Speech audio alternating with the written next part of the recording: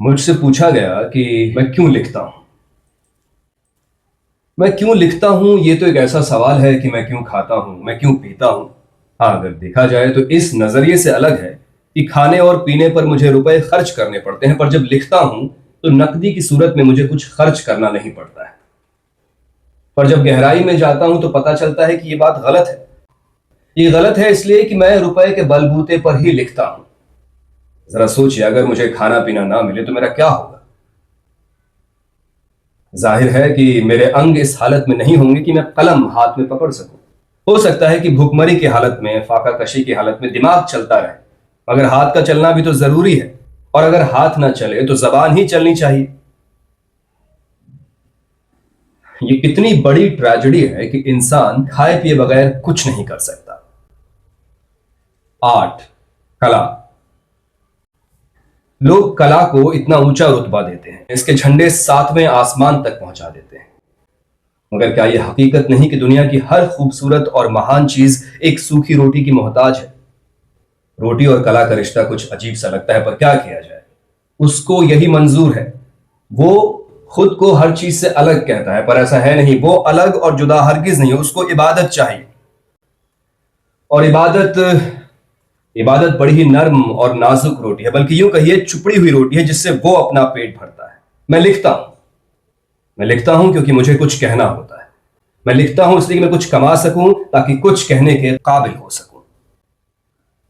کچھ لوگ کہتے ہیں کہ میں جو کچھ لکھتا ہوں وہ خرافات ہے، سراسر بیہودگی ہے. میں کہتا ہوں بالکل درست ہے. درست ہے اس لیے کہ میں بیہودگیوں اور خرافاتی کے متعلق تو لکھتا ہوں. اگر میرے پڑوس میں کوئی عورت ہر روز اپنے خاوند سے مار کھاتی ہے اور پھر اس کے جوتے صاف کرتی ہے تو میرے دل میں اس کے لیے ذرہ برابر ہمدردی پیدا نہیں ہوتی.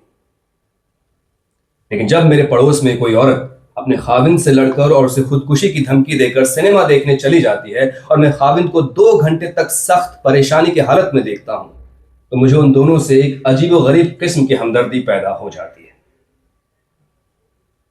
کسی لڑکے کو لڑکی سے عشق ہو جائے تو میں اسے زکام کے برابر بھی اہمیت نہیں دیتا، مگر وہ لڑکا میری توجہ کو ضرور کھینچے گا جو ظاہر کرے کہ اس پر سینکڑوں لڑکیاں جان دیتی ہیں، لیکن اصل میں وہ محبت کا اتنا ہی بھوکا ہے جتنا بنگال کا وہ بھوک سے پیڑت باشندہ.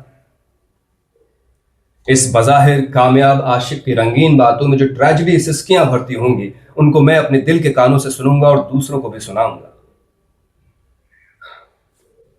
چکی پیسنے والی عورت جو دن بھر کام کرتی ہے اور رات کو اطمینان سے سو جاتی ہے میرے افسانوں کی ہیروئن نہیں ہو سکتی. میری ہیروئن چکلے کی ایک رنڈی ہو سکتی ہے جو رات کو جاگتی ہے اور دن کو سوتے میں کبھی کبھی یہ ڈراونا خواب دیکھ کر اٹھ بیٹھتی ہے کہ بڑھاپا اس کے دروازے پر دستک دینے آیا ہے.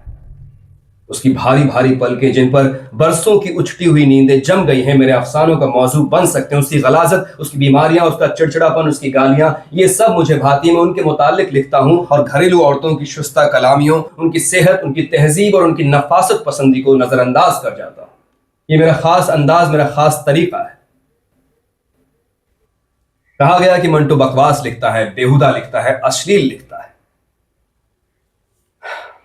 تو اس پر میں آپ کو صرف اتنا کہنا چاہوں گا کہ اگر آپ کو میری کہانیاں اشلیل یا گندی لگتی ہیں تو جس سماج میں آپ رہ رہے ہیں وہ سماج ہی اشلیل اور گندا ہے. میری کہانیاں تو کیول سچ دکھاتی ہیں. اگر آپ میرے افسانوں کو برداشت نہیں کر سکتے تو اس کا مطلب ہے کہ یہ زمانہ ہی ناقابل برداشت ہے. مجھ میں جو برائیاں ہیں وہ اس زمانے کی برائیاں ہیں. میرے لکھنے میں کوئی نقص نہیں.